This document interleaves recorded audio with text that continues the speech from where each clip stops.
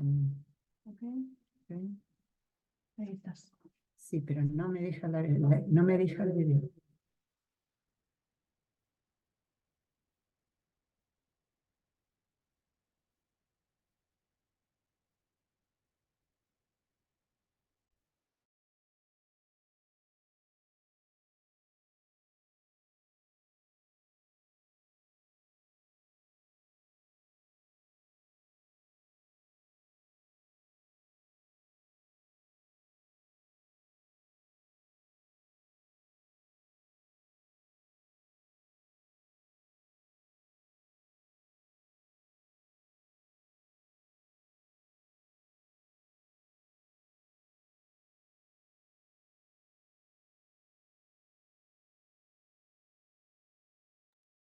Buenas tardes a todos. Bájale, sácale la...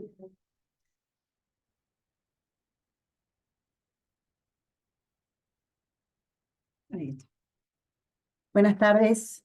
Perdón la demora, pero tuvimos un problema técnico ajeno a nosotros. Estábamos intentando ingresar a la sala, igual que ustedes, pero lamentablemente no lo podíamos hacer. Les pedimos mil disculpas, pero vieron que hoy el tema internet no es fácil, y bueno, a raíz de eso, la persona que tenía que hacer la parte técnica no podía conectarse porque le cortaron la luz. Así que tuvimos que improvisar, mandar a otra persona para que instalara la sala. Bueno, por eso la demora en el comienzo de la reunión. Bueno, hoy tenemos la suerte de recuperar o reiniciar nuestro ciclo, nuestro tradicional ciclo de actualidad tributaria organizado por el Círculo de Profesionales en Ciencias Económicas. Como siempre ustedes saben, esta reunión la coordinamos con la doctora Sonia Becherman, que ella también va a exponer hoy en el día de hoy. Ella va a quedar hacia el final por razones también operativas. Y vamos a empezar, y perdonen que alteramos el orden de los expositores por todas estas demoras y demás, con el doctor Ricardo Miguel Chicolino, que ya ustedes lo conocen y es un gran expositor y muy amigo, tanto de la doctora Sonia Becherman como mío, y nos ayuda en algunos temas que son de su especialidad. Así que Ricardo, si podés, por supuesto, desmuteate. Hola Ale, no sé si me escuchás. Perfectamente. Y también No. podemos verte. ¿Me ven? Porque yo no me veo. No, y podés, la pantalla la podés. No, porque sale un cartel que dice no puede iniciar su video porque el hospedador lo detuvo. Claro, eso pasó lo mismo recién, pero te voy a tratar de ver si lo puedo resolver. Pero si querés, podemos empezar, que empieces a hablar, o podés compartir pantalla. ¿Tenés algo para exponer? Sí, A ver,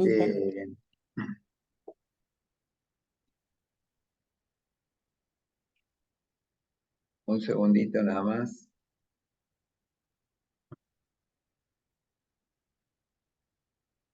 No sé si...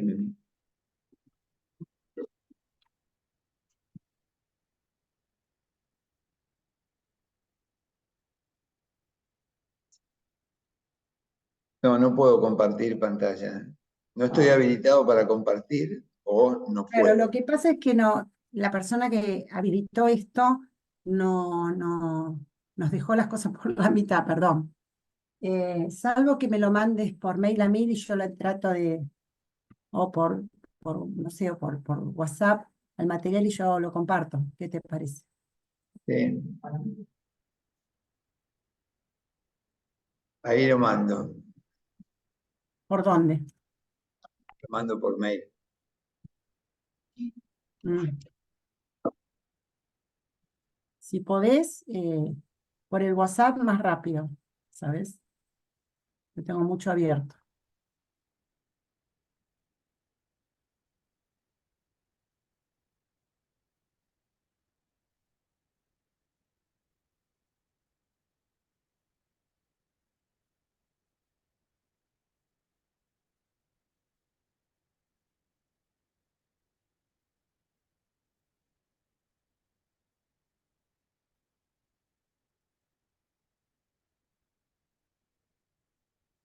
Ahí lo envié por mail. Y también te lo mando por... Por favor.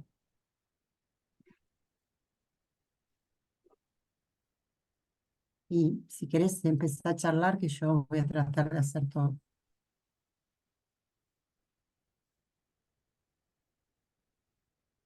También te lo mandé por WhatsApp. Bueno,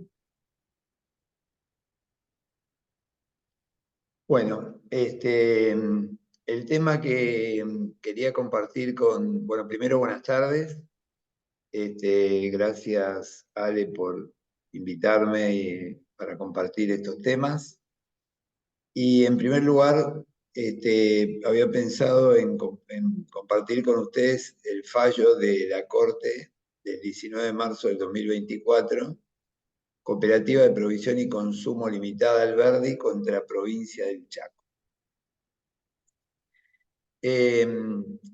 Esta sentencia viene a resolver un dilema que se inició antes del año 2017, pero que en el año 2017 tuvo su primera manifestación importante porque en ese año la Corte Suprema de Justicia de Tucumán dictó una sentencia para este mismo contribuyente, resolviendo el problema en la misma línea que hoy lo recibió la Corte Suprema de Justicia de la Nación. Pero como les dije recién, el caso que se resolvió en el año 2017 fue Cooperativa de Provisión y Consumo Alberdi contra Provincia de Tucumán. Ese caso llegó a la Corte Suprema y le dio la razón a la Corte Suprema de Justicia de Tucumán y le dio la razón al contribuyente con los mismos argumentos. Paralelamente, la provincia del Chaco, la Dirección General de Renta de la provincia del Chaco, le inicia una fiscalización al mismo contribuyente.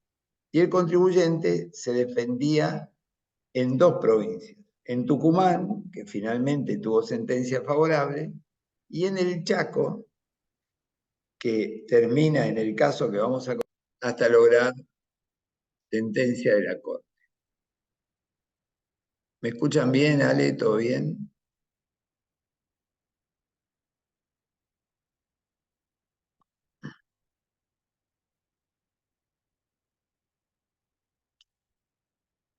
Hola, Ale. Hola.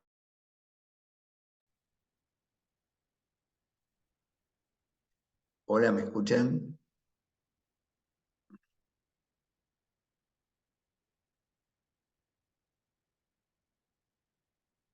ahí está. Ahora sí. Hola, Ricardo, sí. Sí, Ricardo. Fíjate si ahora Bien. podés compartir el material. Sí, yo no lo puedo manejar. Tendrías que pasarlo Ah, ¿lo vos. estás viendo? ¿Lo estás viendo? Sí, estoy viendo la primera hoja, la primera Bueno, página. bueno, a ver ahora. Pasá nomás, todo esto Hacer, ya lo di. sí, decime qué Avanzá página. nomás hasta que venga el próximo fallo.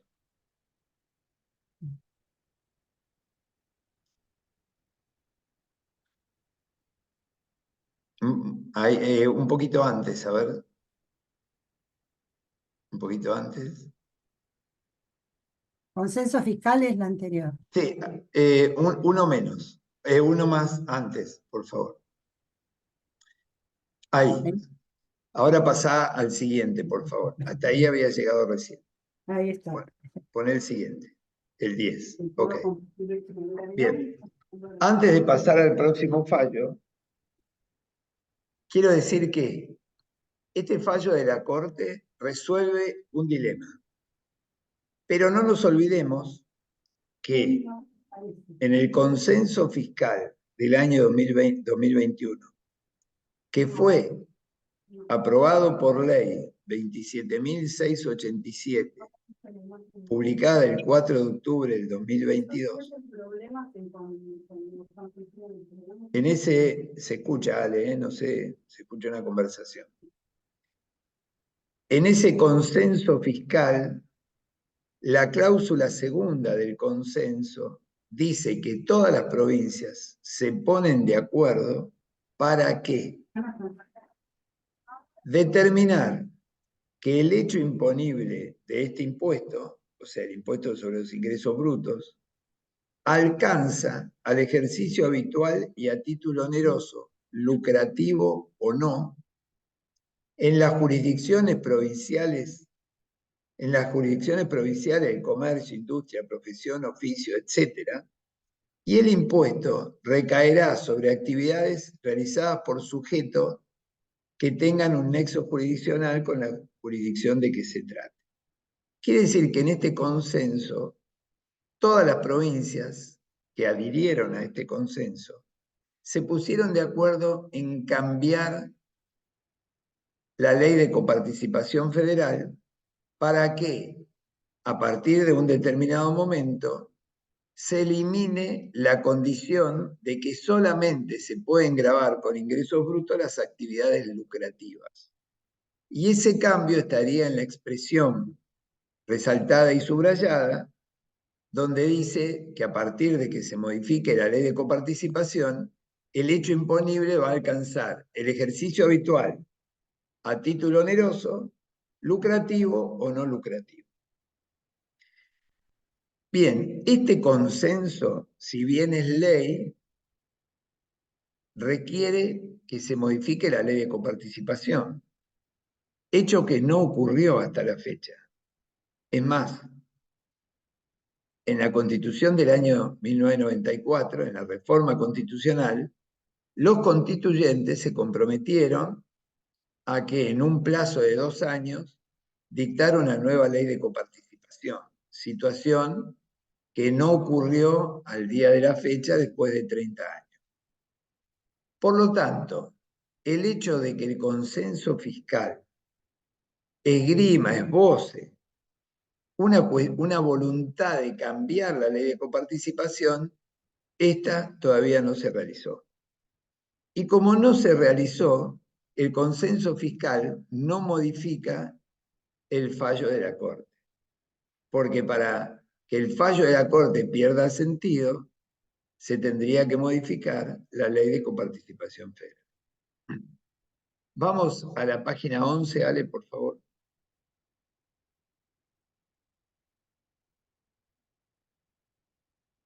Bien. Vamos a otro tema que es, nos mudamos del Chaco a la provincia de Buenos Aires y decimos, un contribuyente, ¿no? Un agente de recaudación, en este caso, ¿puede discutir una deuda con el fisco de la provincia de Buenos Aires y realizar un pago consignándolo judicialmente? Es decir, discuto, pero mientras discuto, realizo una consignación judicial para que en el caso de que no tenga razón, el pago esté acreditado y entonces no tenga que pagar intereses. ¿Esto lo permite el Código Fiscal de la provincia de Buenos Aires? El artículo 92 del Código Fiscal dice, se refiere al pago, y dice que el pago es efectuado por el contribuyente o responsable en las formas y plazos que establezca ARP. Si es una declaración jurada, el pago es al momento de su vencimiento. Si es una determinación de oficio, el pago es a los 15 días de la notificación. Si es un recurso de reconsideración, el pago será a los 15 días de la notificación del rechazo del recurso de consideración. Si es un recurso ante el Tribunal Fiscal de la Provincia de Buenos Aires, a los 15 días de que el tribunal dicte sentencia. Si no hay, es un impuesto que no requiere la presentación de declaración jurada, a los 15 días de producido el hecho imponible. Aquí se debe acreditar el pago. ¿Podemos avanzar, Ale?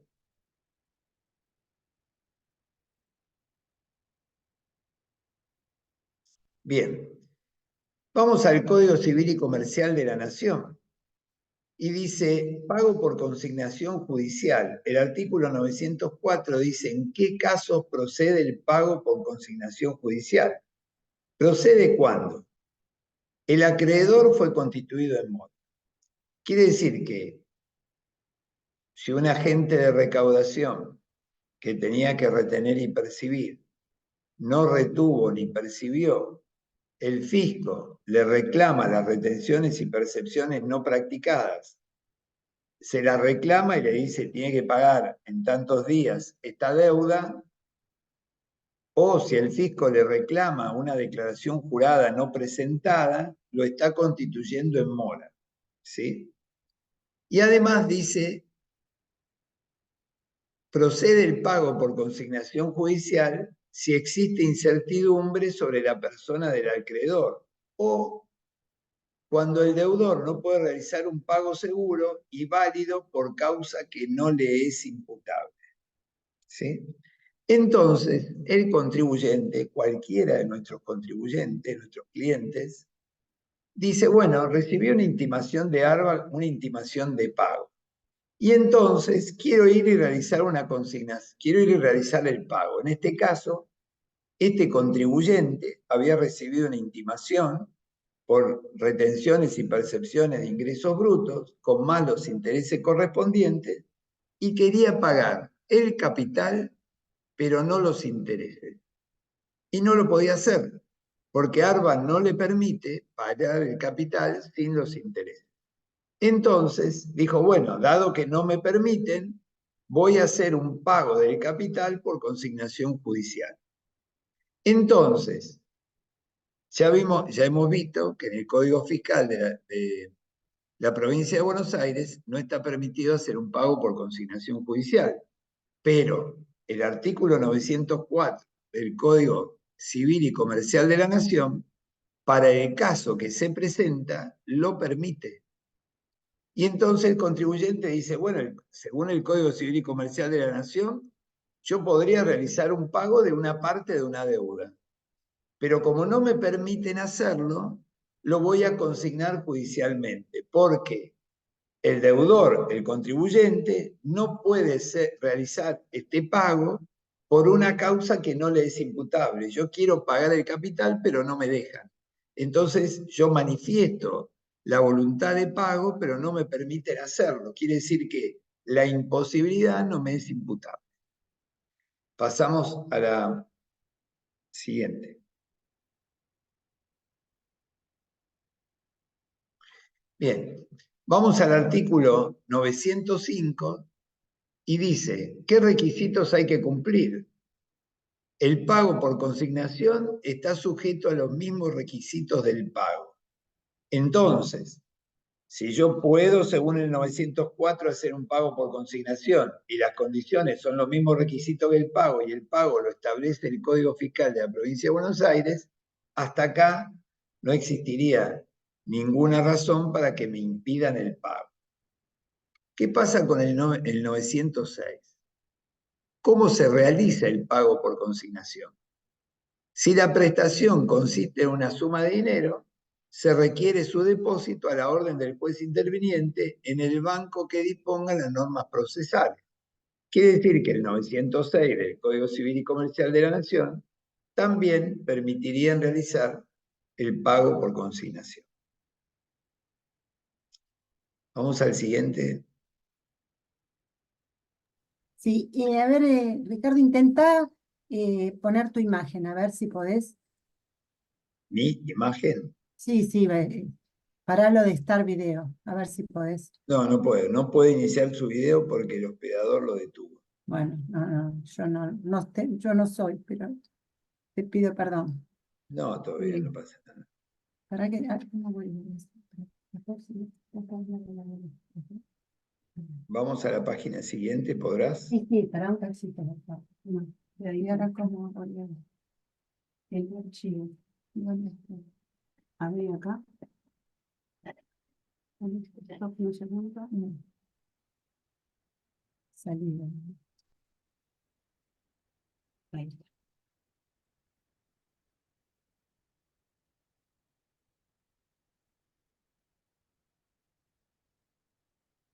¿Está bien ahí, Ricardo? Creo que, a ver, no, en la anterior me parece que estábamos. En la 13 me parece que estábamos. A ver. Ahí estábamos. Entonces vamos a la 14. La que sí. Ahí está. Muy bien.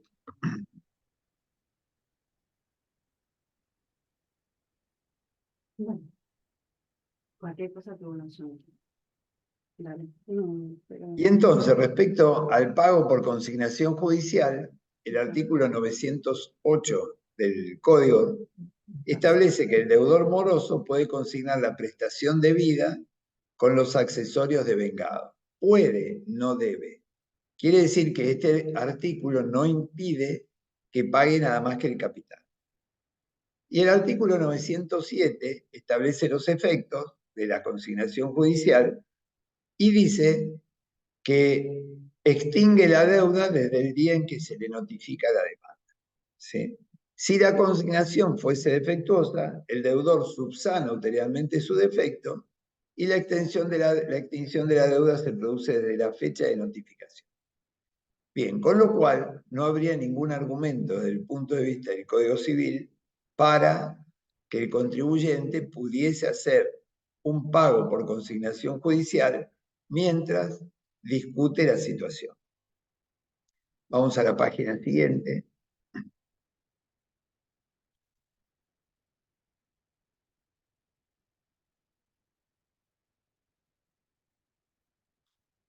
Este es el caso Segufer. Entonces, Segufer planteó esta situación en el Juzgado Contencioso Administrativo número 1 de La Plata. El caso es que Segufer actúa como agente de recaudación, efectúa retenciones y percepciones que no deposita por inconveniente financiero durante la pandemia. ARBA intima el pago de la deuda porque se trata de retenciones y percepciones practicadas que no las depositó. Entonces, ARBA intima el pago de la deuda más intereses y más recargos. El contribuyente pretende pagar, pero no puede realizar el pago de la deuda capital más los intereses y sin los recargos, porque el sistema no lo admite. Recordemos que para los agentes de recaudación en la provincia de Buenos Aires, cuando los montos retenidos o percibidos los ingresa fuera de término, debe pagar, además del capital, los intereses resarcitorios y un monto en concepto de recargos. Y el contribuyente lo que pretendía era pagar el capital y los intereses y discutir los recargos. Para eso, como no se le permite por el sistema de ARBA pagar capital más intereses, pretendió consignarlos judicialmente. Avanzamos, Ale.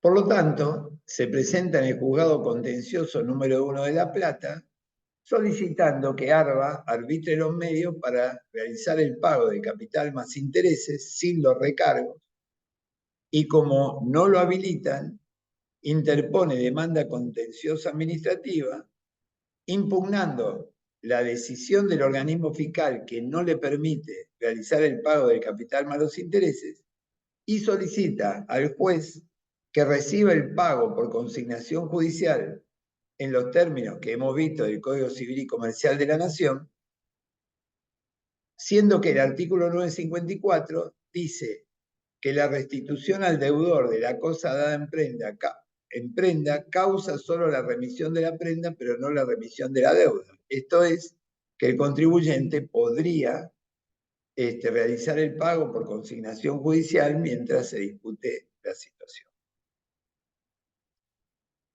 Vamos al siguiente, Ale.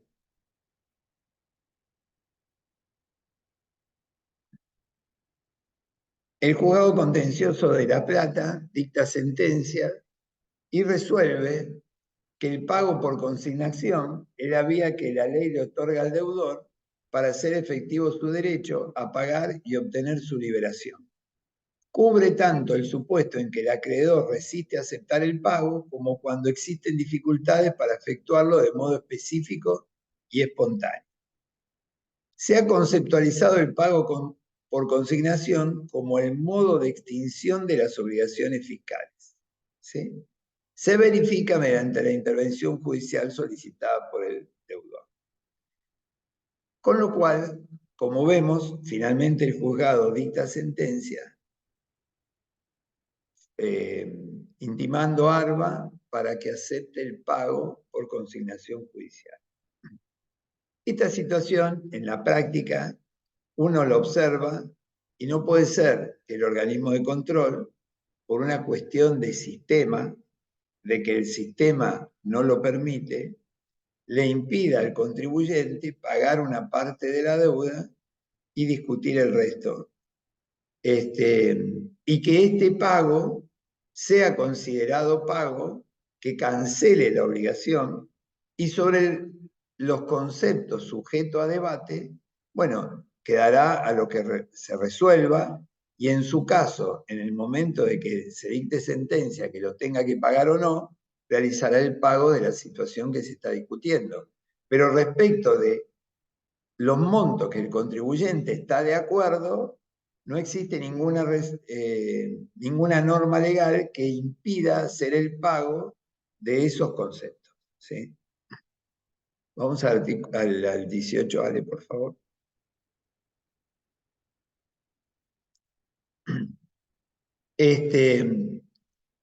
Dice que una de las características del pago por consignación es la excepcionalidad, ya que este medio de pago solo es viable ante el obstáculo efectivo del pago directo o eficaz.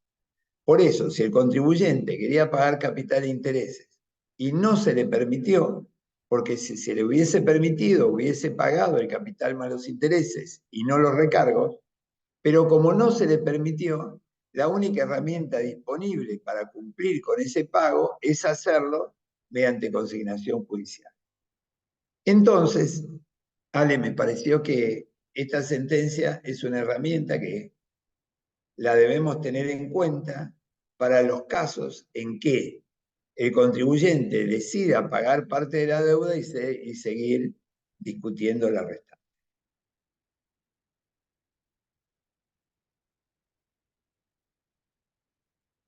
¿Estás ahí, Alejandra?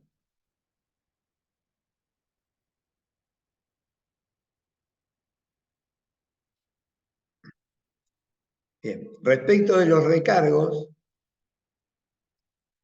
en otras cuestiones en las cuales se discutieron los recargos, por ejemplo, la Cámara Contencioso Administrativa de La Plata, en el caso de Hotel La Cité SRL, el contribuyente, cuando se le inició un juicio de apremio, un juicio de ejecución fiscal, que en la provincia de Buenos Aires es un juicio de apremio, el contribuyente opuso una excepción de inhabilidad de título, planteando la inexigibilidad de los recargos, atendiendo que para reclamarlos, la ARBA debería haber iniciado un procedimiento previo, intimando y librando un sumario.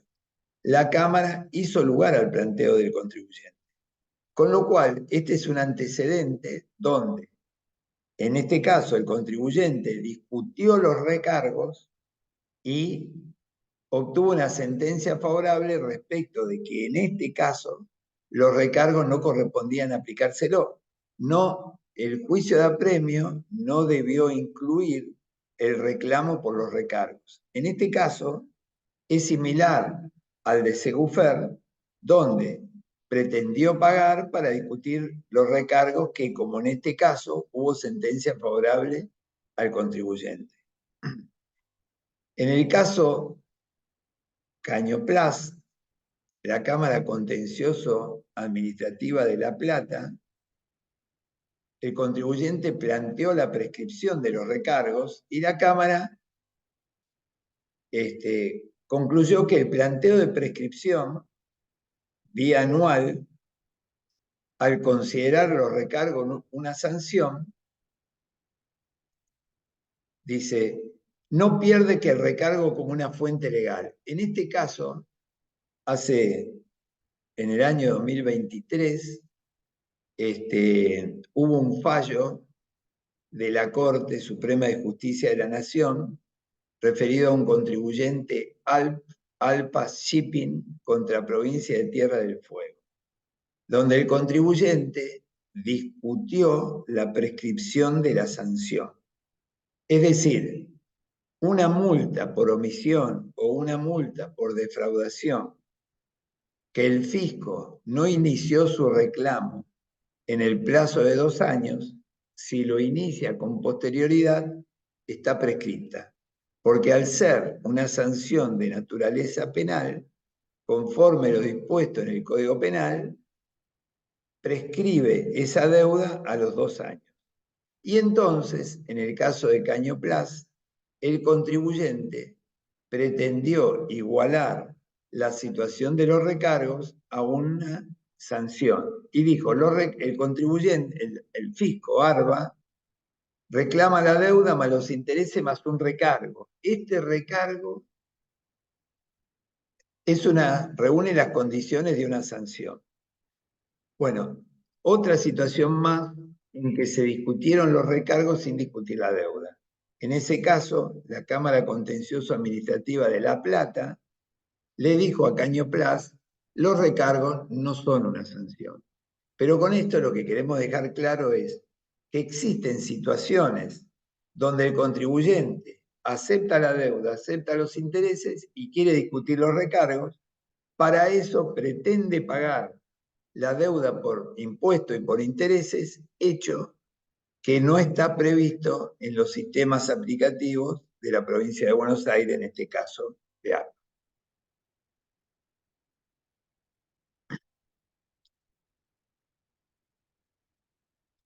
¿Vale?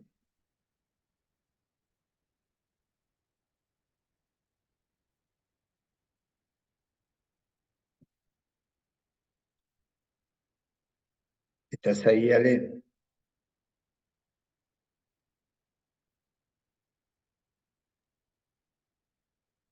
Hola, ¿me escuchan? A mí sí parece, ¿no?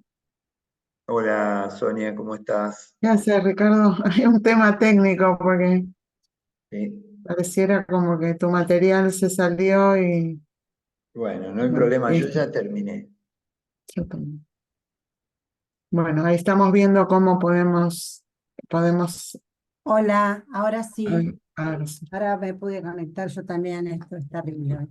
Bueno, gracias Ricardo y perdón, mil perdones por No, por todos los favor. inconvenientes, perdón, acá estoy, ¿cómo están ustedes? Bueno, bienvenida Sonia, que se va a incorporar ahora y que, dado que estuvo Ricardo, excelente como siempre, hablando de jurisprudencia, y para que sea un poco más dinámico, se me ocurrió que si bien Sonia le tocaba hablar al final, sería bueno que Sonia empezara con este tema que nos tiene bastante preocupados a todos, que es el tema de los sueldos al personal en relación de dependencia, todo lo que no está resuelto, que es más lo que no está resuelto que lo que está resuelto. Así que yo diría que Sonia, te doy la palabra y voy a intentar ahora ya poner tu material. Gracias, Ricardo, Que otra vez. sigan bien y muchas gracias. Chao, Richard, nos Un beso vemos. un beso a las dos. Gracias. Mejor uno para cada una. Ay, bueno.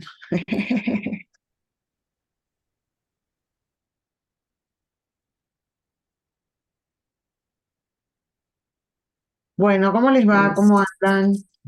Yo mientras ¿Estás viendo, Alejandra, Sonia, antes de... ¿Estás decime, viendo el material? déjame ¿Estás ver, viendo tu material? a ver, déjame, si lo veo. No, estoy viendo tu computadora, que dice reunión del 10 de abril, y se supone que deberías abrirlo ahí para... Bueno, voy a volver a hacerlo. Acá, este tiene que ser.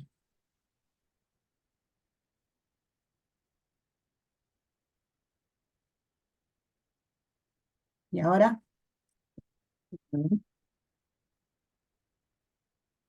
No, está todo negro. El chat tampoco está habilitado para los asistentes, no, no, por lo que veo. No, no sé.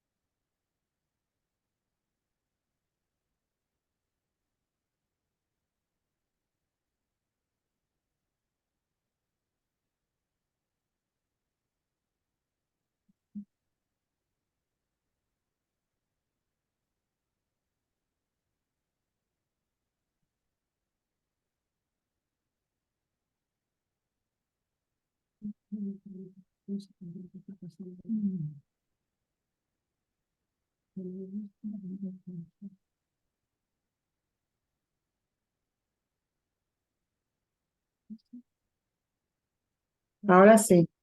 Bueno, ok. Ahora- Bueno, listo. Decime, Sonia, yo te voy pasando el material, ¿sí? bueno, dale. Bueno, ¿cómo les va? Buenas tardes a todos. Bueno, nada, quisimos, supongo que habrán comentado lo que nos pasó con el tema de la luz, y bueno, la idea era no cambiar la reunión, y bueno, sabrán disculpar los temas técnicos que estamos teniendo, pero bueno, la idea era no dejar pasar esta reunión.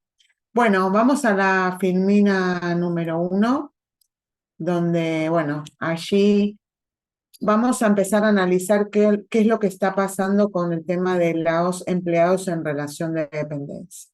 Recuerden que nosotros venimos de un año 2023, partido en dos, y de la primer parte, desde enero a septiembre, tuvimos un régimen donde el Poder Ejecutivo venía cambiando los valores de los mínimos, en realidad de la deducción especial, porque el mínimo no imponible y las cargas de familia estaban igual, con lo cual veníamos en un régimen donde se determinaba que los contribuyentes empleados en relación de dependencia, ¿sí? Cargos públicos y jubilados, tenían un tratamiento fiscal particular. Durante los últimos, en realidad, el 23 terminó en septiembre modificándose la norma, pero ya hacía 2 años que veníamos trabajando con una deducción especial tal de hacer cero la renta cuando el Ejecutivo determinaba cuál era el piso mínimo para que un empleado en relación de dependencia comenzara a tener retenciones de ganancias. A partir de allí, nosotros teníamos un régimen intermedio, que si se acuerdan, teníamos una tabla de 200 renglones, donde una vez que comenzábamos a tener retención de ganancias, la comenzábamos a tener paulatinamente a medida que nuestro salario comenzaba a superar ese tope, que fueron los famosos, terminamos en los famosos 800.000 pesos en septiembre del 2023. Esa tabla intermedia nos caminaba junto con el contribuyente a medida que iba avanzando en su salario, para convertirse, una vez que esa tabla se agotaba en esos 200 renglones, a convertirse en un sujeto donde comenzaba a tener una retención de ganancias, en este caso plena. Que la gran discusión era que una vez salido del régimen de la exclusión por el sueldo en relación de dependencia hasta un determinado monto, y de allí en adelante los 200 renglones, la tabla para ingresar al régimen y calcular la retención de ganancias se quedaba, digamos, antigua, y entonces prácticamente el empleado salía de este régimen transitorio para entrar en una gravabilidad del 35%. Allí transitamos en el 22 y en el 23, ¿sí? Algunas veces por semestre, otras veces por trimestre, ¿sí? Estas modificaciones que nos fueron acompañando. Hasta septiembre del 2023 estas normas compartían el régimen de la resolución 4003, porque en realidad la forma de liquidar el impuesto a las ganancias, si bien era con cálculos, digamos, como con una deducción especial tal que nos permitía generar cero la renta, nos permitía hacer cero la renta, y esto estaba en el hoy artículo 26 de la Ley de Impuesto a las Ganancias, esto nos permitía que el Poder Ejecutivo, ¿sí?, lo único que hiciera fuera modificar, en este caso, los montos. Y entonces siempre nos regíamos por una norma del Poder Ejecutivo donde modificaba los valores, y luego, obviamente, porque esto regía la resolución 4000.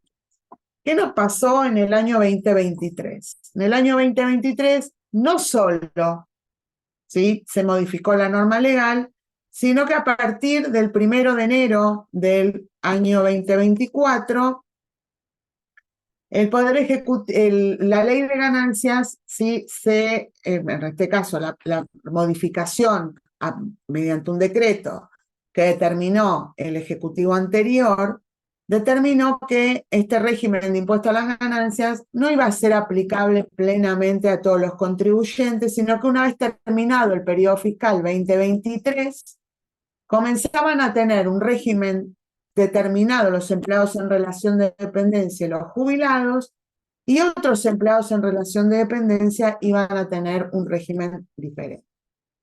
A partir del 1 de octubre del 2023 aparece este impuesto llamado cedular, que hoy nos acompaña, que es la retención de impuesto a las ganancias fuera del ámbito de la resolución 4003, con una norma particular donde al empleado, en lugar de aplicársele el mínimo no imponible, deducción especial y cargas de familia y todas las deducciones generales y personales que permite la ley de ganancia, pasamos a tener un régimen de salarios mínimos vitales y móviles mínimos que nos permitían y nos permiten hoy determinar si un empleado está dentro del régimen o fuera del régimen.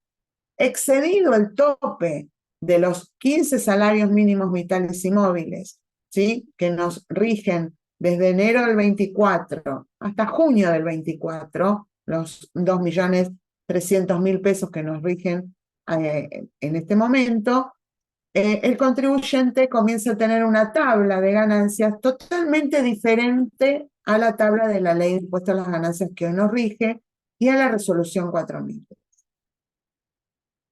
Primeramente, ¿quiénes son aquellos que a partir de enero del 2024 se quedan en el régimen del impuesto a las ganancias normal y quiénes son los que pasan al impuesto cedular? Como ven en la filmina 2 que tienen ahí adelante, ¿sí?, ustedes tienen abierto, digamos, ahí desplegado la plantilla, que es la misma que tiene la página de la FIP, donde los magistrados, funcionarios, empleados del Poder Ejecutivo, ¿sí?, que a partir de 2017 son sujetos del impuesto a las ganancias, las remuneraciones provenientes de los consejeros de sociedades, apoderados, asignaciones mensuales, vitalicias reconocidas a presidentes y vicepresidentes de la Nación, dispuestos por la Ley 24/18, y los sueldos recibidos por directores, síndicos, miembros del Consejo de Vigilancia, sociedades anónimas y cargos equivalentes de administradores y miembros de Consejo de Administración de otro tipo societario definido para nosotros como los socios gerentes de SR. ¿Qué nos pasaba a nosotros hasta acá? El empleado en relación de dependencia director y el empleado en relación de dependencia nómina, ¿sí?, mantenían el mismo régimen de liquidación de impuestos a las ganancias en las retenciones.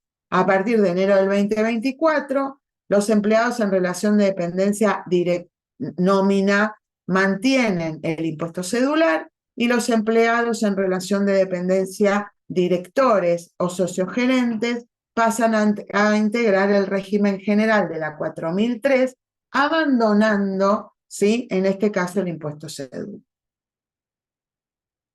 Vamos a la filmina número 3, y bueno, obviamente la aplicación del cedular y sus controversias con la filmina, en este caso número 4, no sé si me estás siguiendo, Ale, ¿sí? ¿Sí?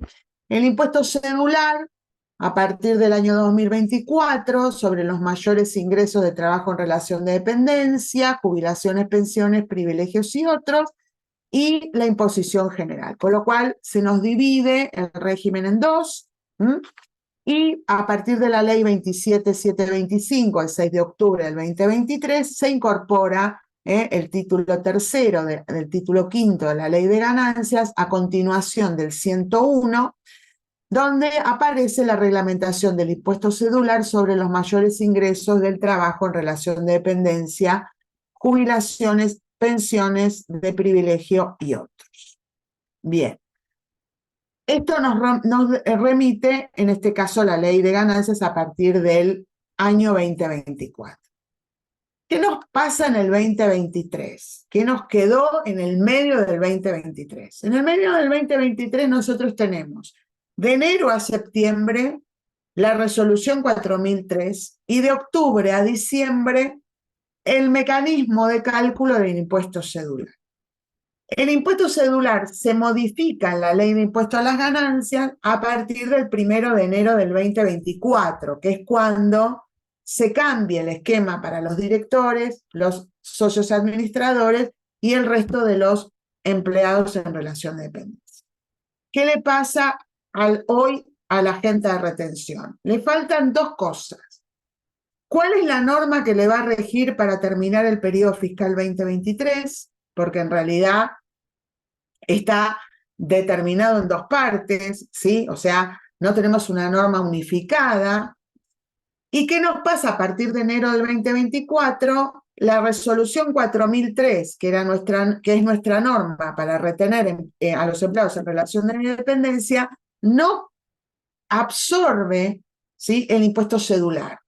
Y entonces aparecieron todas normas satélites alrededor, donde comenzamos, en este caso, a empezar a tener interpretaciones por parte del fisco a los efectos de ver cómo avanzamos, ¿sí? El que tiene un impuesto cedular dejó de tener el mínimo no imponible, la deducción especial y las cargas de familia. ¿Por qué? Porque todo eso se reemplaza por los famosos 15 salarios mínimos vitales y móviles. En cambio, el director empleado o el sociogerente empleado mantiene el régimen de la resolución 4003. La resolución 4003 nos determina qué es renta neta, qué es renta gravada, qué es renta no gravada, cuáles son las deducciones, y nos genera otras deducciones, como ser la cuota médico-asistencial, la medicina prepaga, los seguros de vida, la empleada doméstica, los intereses de hipoteca. Entonces empezaron a surgir, bueno, aparte de los 15 salarios mínimos vitales y móviles, ¿tengo todo el resto aparte o no? Y no teniendo resolución 4003 al día de hoy, ¿estoy obligado a retener? O como no tengo la norma legal, pero no tengo la resolución general, sé que tengo que retener por impuesto cedular, pero no tengo la mecánica de retención porque la norma no me lo especifica, ¿sí? Y entonces allí vamos a comenzar a mirar un poco en el material cuáles fueron las cuestiones que fueron sucediendo, ¿sí? Vamos a la filmina siguiente, a las 6, y allí, obviamente, a la filmina 6, y entonces allí tenemos que los ingresos por desempeño de cargos públicos, excepto los magistrados, ¿sí? Por supuesto, se acuerdan que los jueces tienen una norma especial, aquellos que están nombrados antes del 2017 tienen lo que se llama el derecho adquirido, por lo tanto están fuera del ámbito de imposición. Los que están con posterioridad están con las retenciones del impuesto a las ganancias. El trabajador en relación de dependencia, a los que correspondan a directores, síndicos y miembros del Consejo de Vigilancia, quedarán en el régimen normal. Y los ingresos de jubilaciones, pensiones y retiros, ¿sí?, que no tengan que ver en realidad con lo que llamamos las jubilaciones, en este caso jerárquicas, ¿sí?, tendrán que obviamente liquidar ¿sí? Por el régimen general y otros liquidarán, en este caso, por el régimen del impuesto cedular, ¿sí? Bueno, avanzamos a la filmina número 7 y los sujetos, en este caso, que se encuentran excluidos y se encuentran alcanzados, en este caso, por el régimen general, van a computar las deducciones generales del impuesto a las ganancias, el artículo 30, mínimo no imponible, cargas de familia y la deducción especial de 4,8 veces el mínimo no imponible, ¿sí? Se aplicarán, obviamente, las escalas del artículo 94, o sea que no hay 15 salarios mínimos. Por lo tanto, sí, después vamos a ver algunas aclaraciones, ¿sí? En principio hoy la FIP determina, una de las preguntas fue, bueno, ¿y qué pasa si yo soy director de una sociedad anónima por la cual no cobro honorarios, pero tengo sueldo en relación de dependencia? Entonces, aquel director que es director de una empresa, ¿sí? Solo por tener el cargo de director, elimina la posibilidad que ese salario que cobra tenga el tratamiento igual que el empleado en relación de dependencia con los 15 salarios. O sea, la integración por parte de este contribuyente como parte del directorio de una empresa le elimina la posibilidad de ser tratado como empleado en relación de dependencia, en este caso por nómina, ¿sí? Y entonces estaríamos acá, independientemente que cobre o no cobre por su actividad de director, la remuneración que recibe como empleado no podrá tener en este caso el cálculo de los 15 salarios. Bueno, vamos a la filmina que sigue, ¿sí? Y en la filmina que sigue, en la 8, se establece como mínimo no imponible los 180 salarios mínimos vitales y móviles, considerando el salario mínimo vital y móvil vigente en diciembre del 2023, que es de 156.000 pesos, ¿sí? Con un mínimo imponible mensual de 2.340.000. Este valor va a quedar fijo a junio 2024. La primera crítica importante que tenemos en este caso en la norma es que sabemos que de enero, febrero, marzo, abril, ¿sí? Hay aumentos salariales por convenio y entonces esto quedó establecido que este valor de los 180 salarios mínimos y vitales y móviles se iban a mantener hasta junio del 2024. Esto quiere decir que es muy probable que el empleado comience a tener retenciones de ganancias en la medida que supere estos 2.340.000. Recuerden que los 180 salarios mínimos vitales y móviles fueron, digamos, el salario mínimo vital y móvil se modifica mes a mes, se fue modificando los últimos meses del 2023 todos los meses. Sin embargo, mientras tuvimos octubre, noviembre y diciembre, cada mes tuvo otro mínimo no imponible diferente.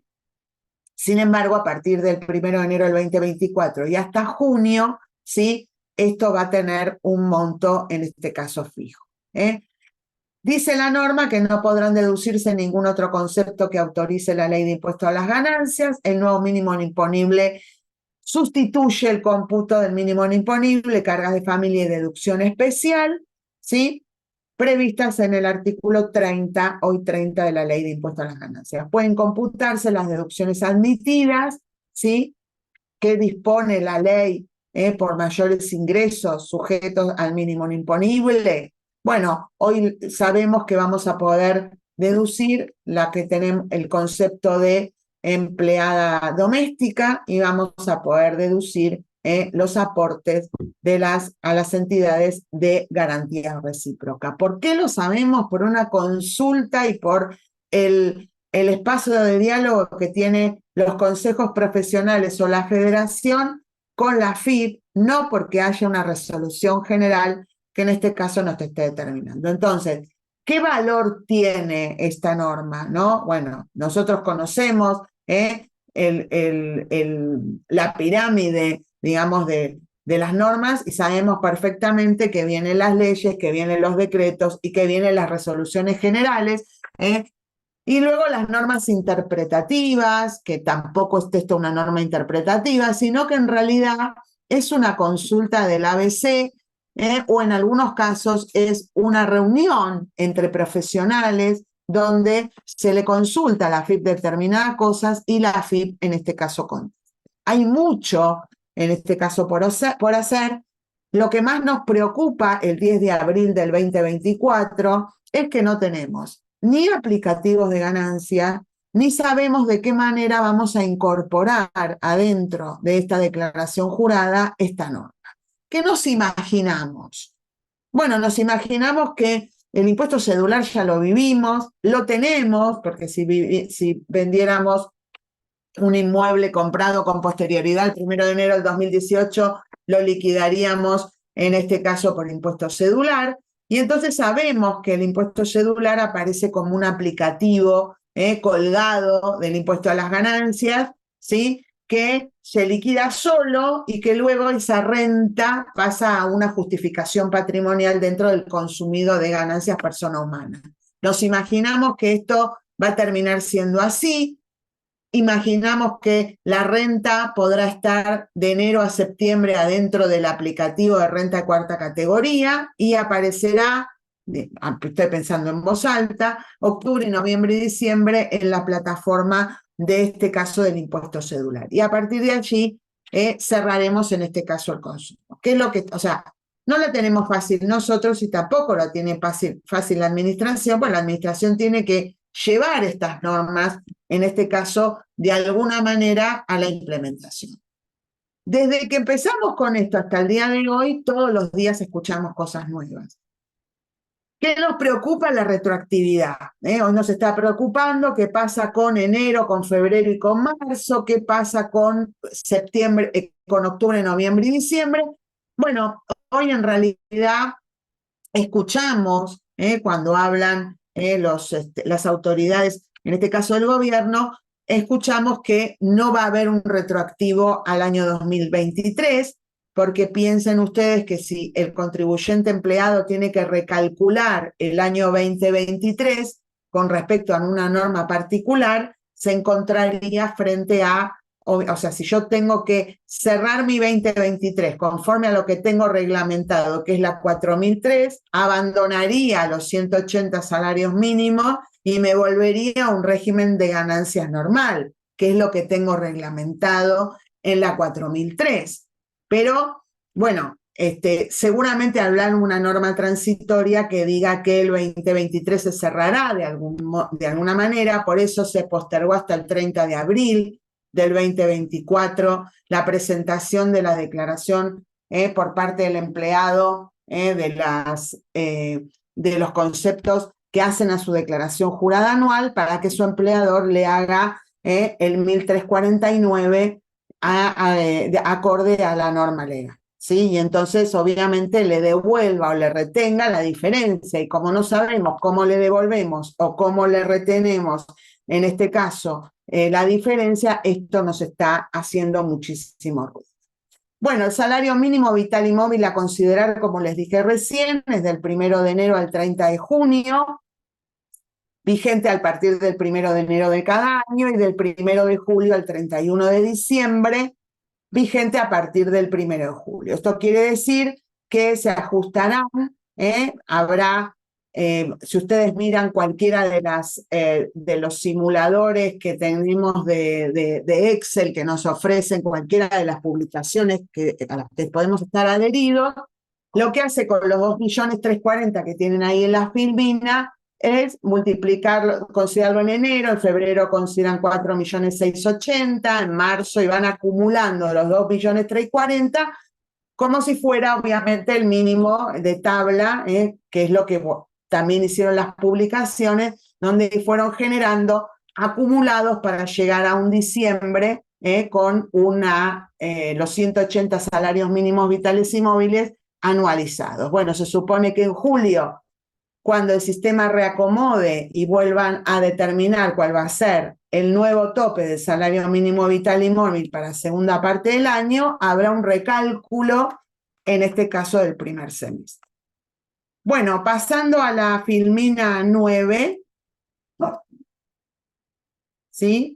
Pasamos a la filmina 9 y en la filmina 9 tenemos la tabla.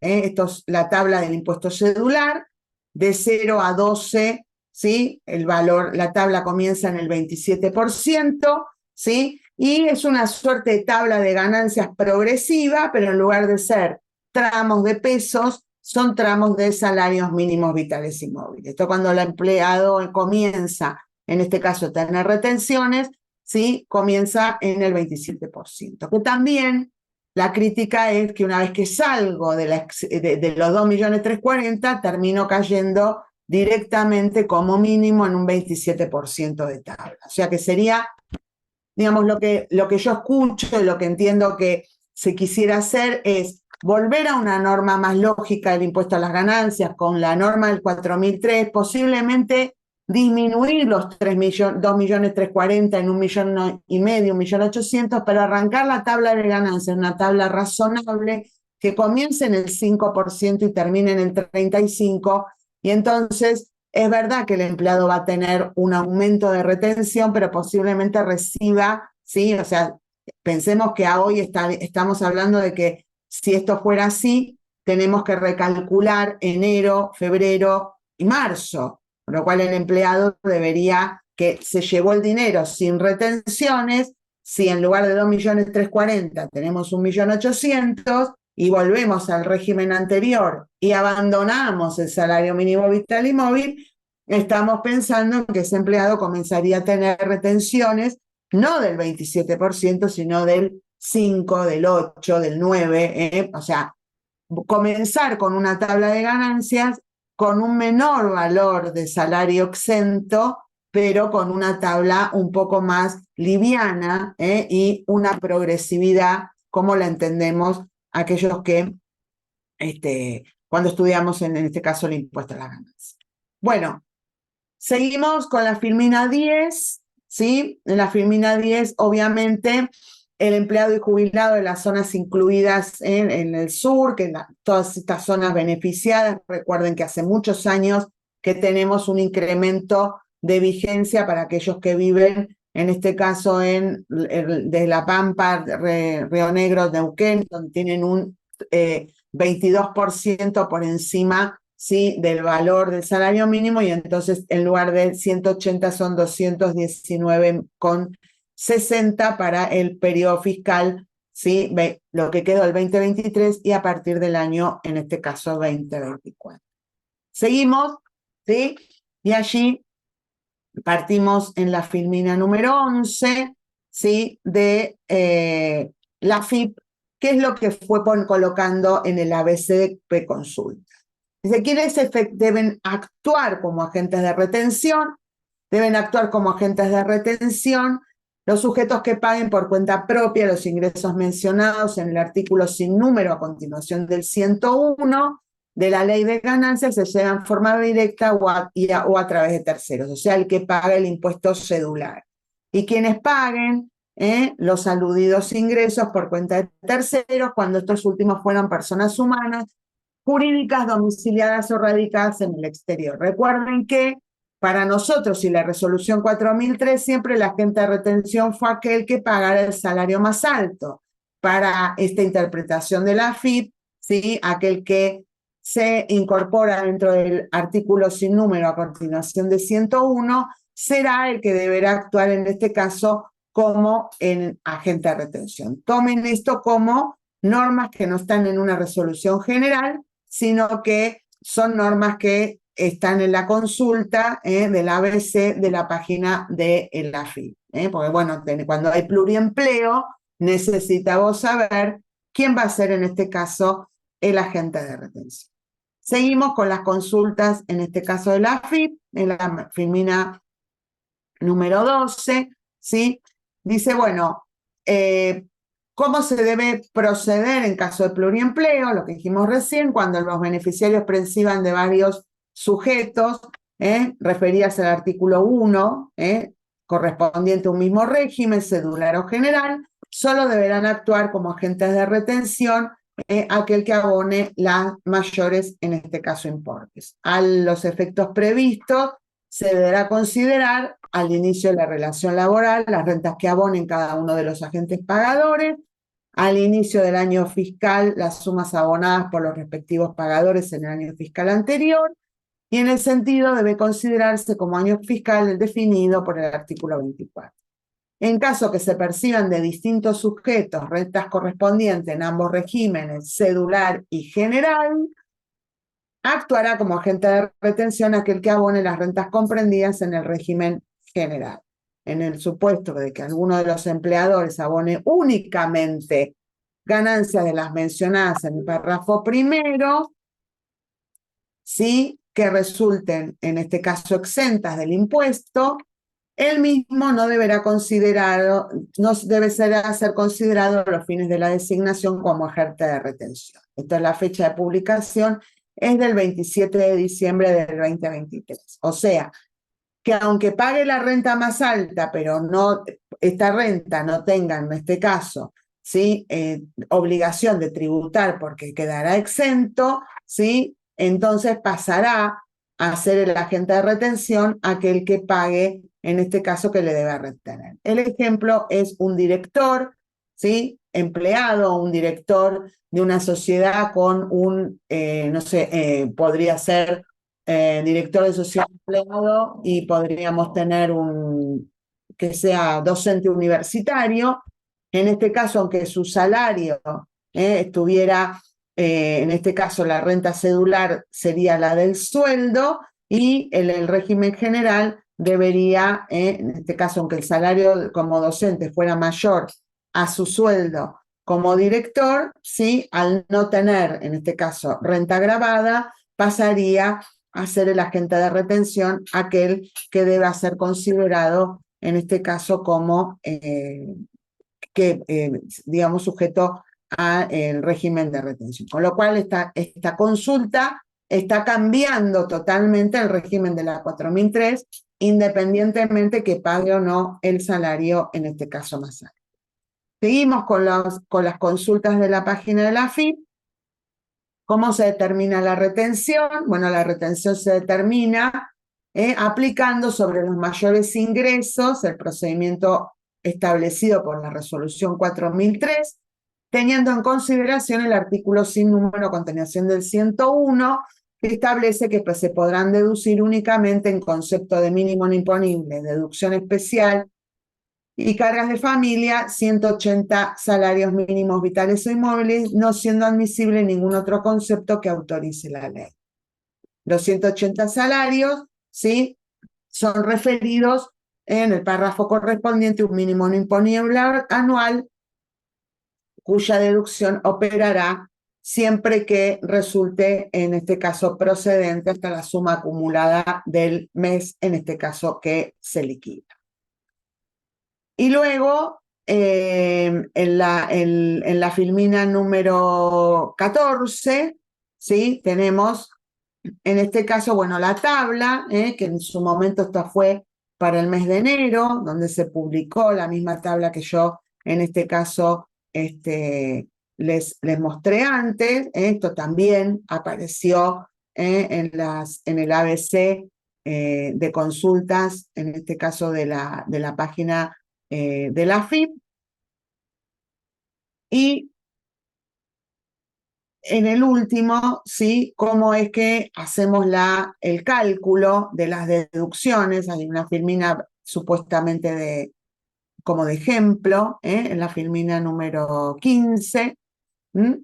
Allí tienen un caso de cálculo, en la 16, perdón, caso de cálculo, ¿sí?, donde nosotros sumaríamos la totalidad de las rentas sujetas por el contribuyente, la remuneración bruta del mes, el 8.33 del SAC. Esto también, la AFIP determinó que la forma de calcular es como la forma de la 4003, y entonces 2.340.000, ¿sí?, hay que ver si realmente teníamos alguien con el 8.33 del SAC termina quedando alcanzado por el impuesto a las ganancias, cuando en realidad con el haber de la remuneración bruta mensual del mes no estaba alcanzado, y entonces, bueno, esto también fue un tema donde el fisco determina que el SAC debe, en este caso,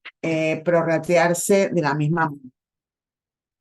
Recordemos que el SAC tuvo un tratamiento particular sobre hasta qué valor el SAC estaba, en este caso, exento. Y recuerden que la norma viene de cuando teníamos el tope de los 700.000 pesos como sueldo, en este caso, no alcanzado. Entonces, ¿qué norma hoy nos cubre? Ninguna, ¿sí? Hoy no tenemos todavía ninguna norma que nos diga cuál va a ser el tratamiento del primer SAC del año 2024, ¿sí? O sea, cada vez que nos acercamos al SAC había una norma del Poder Ejecutivo que determinaba si ese SAC estaba alcanzado o no. Nosotros tuvimos una norma para el 2023 donde eximió el SAC de junio y luego el de diciembre lo llevó obviamente colgado de los salarios mínimos, ¿sí? Que obviamente, porque como fueron muy altos, esto benefició el segundo SAC del contribuyente. Pero no tenemos una norma que diga que como la remuneración es 15 salarios mínimos, también el 50% de esos 15 terminan siendo, en este caso, también terminan siendo no alcanzado como si fuera el SAC. Entonces, hasta el 10 de abril, en este momento estamos hablando, el primer SAC del 2024, si las normas no se cambian, va a quedar alcanzado. Con lo cual, la remuneración bruta del mes del contribuyente es lo que está atado a los salarios, ¿sí? Y obviamente no tenemos la posibilidad de no tenemos la posibilidad, en este caso, de determinar que la parte del 833 que devenga obligatoriamente la resolución 4003, dejarla fuera ni considerar lo que el contribuyente estaría no alcanzado por el prorrateo del SAC que nos obligan a no. Con lo cual acá tenemos que a la remuneración bruta del mes sumarle el SAC, sumarle los haberes prorrateados. Recuerden que la 4013 hay un bono, lo divido por la cantidad de meses que restan al periodo fiscal. Lo único que puedo deducir es el personal de casas particulares y los aportes de garantías recíprocas, que es lo que la AFIP determinó, que son deducciones que se van a poder obviamente adicionar y no las deducciones, en este caso personales, porque todas quedaron dentro de los 15 salarios mínimos, estos 2.340.000 que hoy tenemos, ¿sí? Recuerden que hoy tenemos un salario mínimo de 156.000 pesos mes, por 15 son los 2.340.000, y obviamente como el personal de casas particulares, el aporte de garantías recíprocas están en otro artículo de la normativa, en este caso la ley de ganancias, esto quedó como deducciones que el contribuyente va a poder también tomar. Por supuesto con los topes, recuerden que el personal de casas particulares está atado al mínimo imponible, en este caso del año 23 o de lo que va por el año 23. Allí le restamos los 2.340.000, vamos a la base imponible si es que supera el valor de 2.340 y allí vamos a la escala del impuesto que vimos antes, que es la de los 15, en este caso, salarios mínimos vitales y móviles. Bien, seguimos con la filmina 17. Recuerden que esto para recordar, el salario mínimo vital y móvil de octubre fue 132.000, el de noviembre fue 146 y a partir de diciembre tuvimos 156.000 pesos de valor, ¿sí? Y el salario mínimo vital de marzo fue 202.800, pero recordemos que, ¿sí?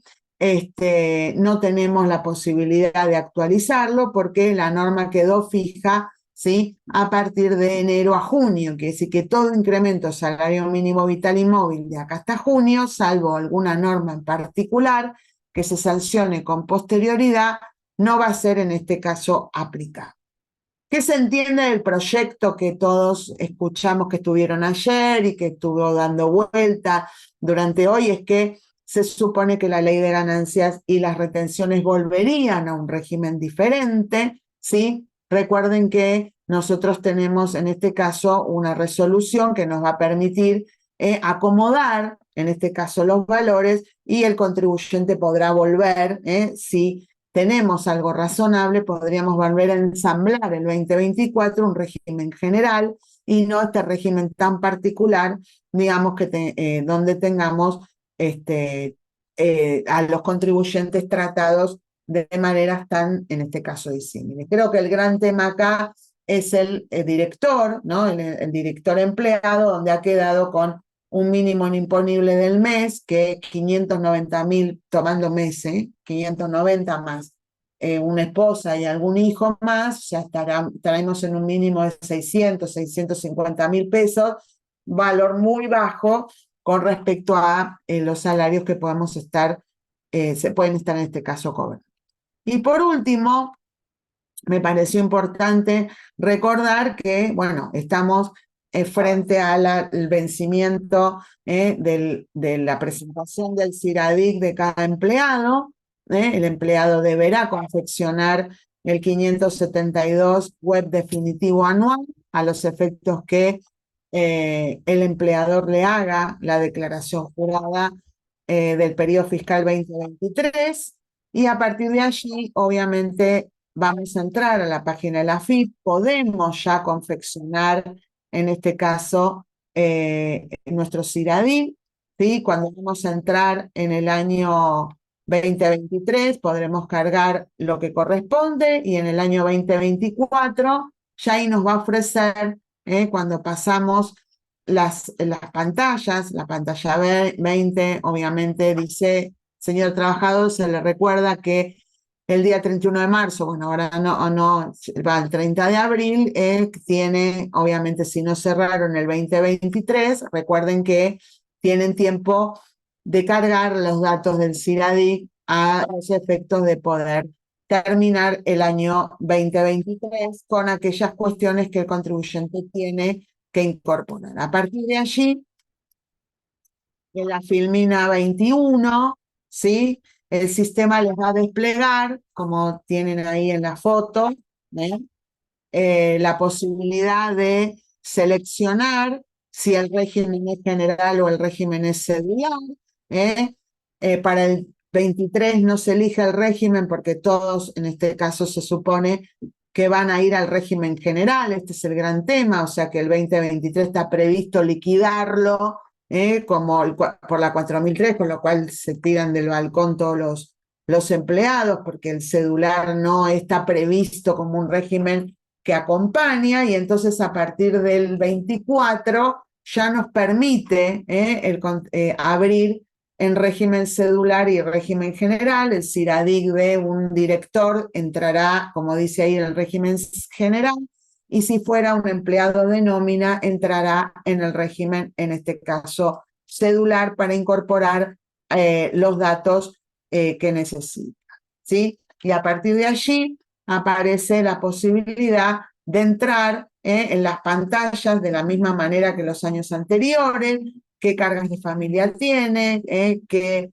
deducciones y desgravaciones tiene, en la medida que tengamos obviamente a alguien, en este caso en el régimen cedular, o sea, el 572 no se modifica, ¿sí? Y obviamente, mientras que para el 2023 todos los ítems, ¿sí?, estaban, en este caso, para el 2024 se observará que en este caso los ítems están diferentes, las deducciones, en este caso las cargas de familia, ¿sí?, cuando están agregando, ¿sí?, las deducciones y desgravaciones, cuota médico asistencial, premio de seguro, lo tienen, si van al cedular, lo tienen en gris y solo les permite agregar cuando van al celular del empleado en relación de dependencia, la deducción del personal doméstico y los aportes de garantía recíproca. O sea, el resto de los datos, el sistema no se los va a pedir cuando ustedes cargan a través de, del régimen de celular. No les pide las cargas de familia, no les pide esposa, no les pide hijos, nada, ni cónyuges, ¿sí? Y lo que sí, obviamente, les habilita para el aporte de los aportes de garantías recíprocas y el personal doméstico, ¿sí? Por supuesto que para ambas pantallas son iguales 23 y 24 con respecto a las retenciones y percepciones que el empleado pueda pedir a través de el 572 web, a los efectos de poder que el empleador, con el tope obviamente de el impuesto a las ganancias. Esto estamos ya en la Filmina 20, la otra más, una más. Acá es donde les decía que solo tienen habilitado deducciones del doméstico y garantías recíprocas, ¿sí? Y acá tienen, obviamente, ¿sí? Para que el que sea empleado normal sí lo va a tener digamos, el director va a tener todo. Y en la 25, que estábamos ahí, que pensé que ya estábamos ahí, bueno, recuerden las retenciones y percepciones que pueden cargar cualquiera de los empleados si tuvieran retenciones, hasta la concurrencia de la retención, pueden cargarla a los efectos que en la liquidación anual se les devuelva. Y me parece que, y después, bueno, con esto ya en la Filmina 25 confeccionan el CIRADID, el 572, que luego le llega en este caso al empleador para hacer la anual del 2023 y comenzar a transitar el 20, en este caso 24, ¿sí?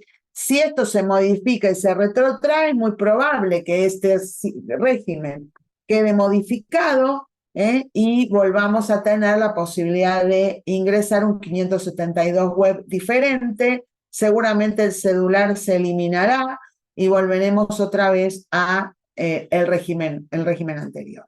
Y entonces, bueno, nos queda, por supuesto, qué es lo que va a pasar durante el 2024, que acá es más fácil porque, bueno, el pedido fiscal está transitando, pero recuerden que nos está quedando, obviamente, el 2023, ¿sí? Para ver cómo terminamos haciendo la liquidación anual. Yo creo que uno de los grandes temas por los cuales todavía no tenemos el aplicativo de ganancias es esta incertidumbre de saber cómo va a terminar la cuarta categoría, relación de dependencia, impactando dentro de la liquidación de la declaración jurada anual. Bueno, y hasta acá todo, ¿sí? Lo que teníamos para compartir con ustedes. Creo que no se puede preguntar, ¿verdad, Ale? Creo que no hay posibilidad de abrir a preguntas.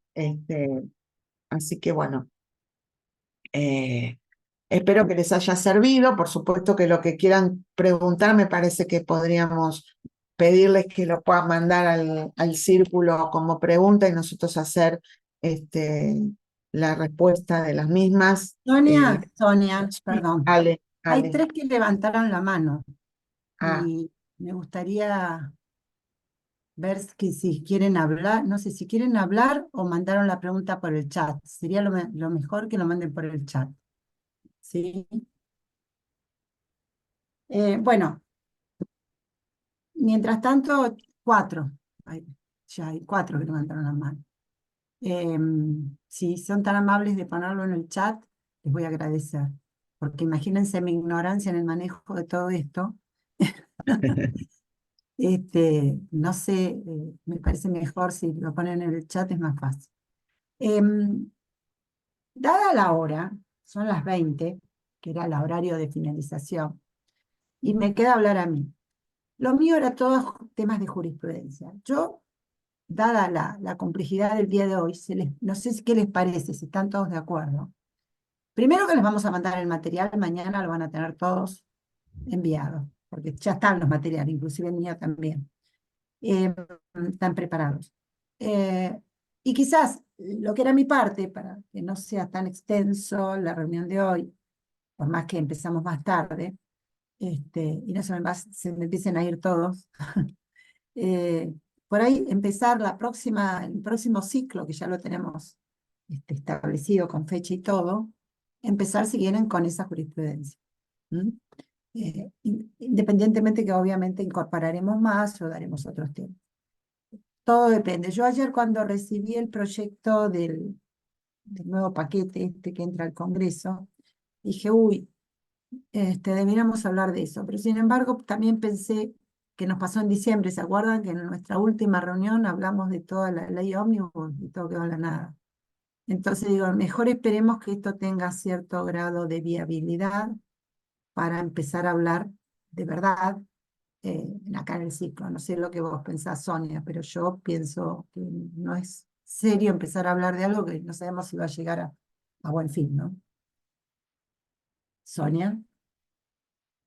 La verdad que perdón, la verdad que hemos leído tantas cosas dando vuelta que creo que lo lógico sería transmitir algo en la medida que veamos que puede ser posible que llegue a buen puerto, porque la verdad es que lo que nos pasó en el verano, que estuvimos haciendo capacitaciones ómnibus y nada de lo que se dio del decreto 70 terminó, 70 o 73, ya ni me acuerdo cómo era, el número terminó resolviéndose, así que bueno, el blanqueo no salió, la modificación de bienes personales tampoco, temas laborales tampoco, así que creo que tendríamos que esperar a ver cuánto de lo que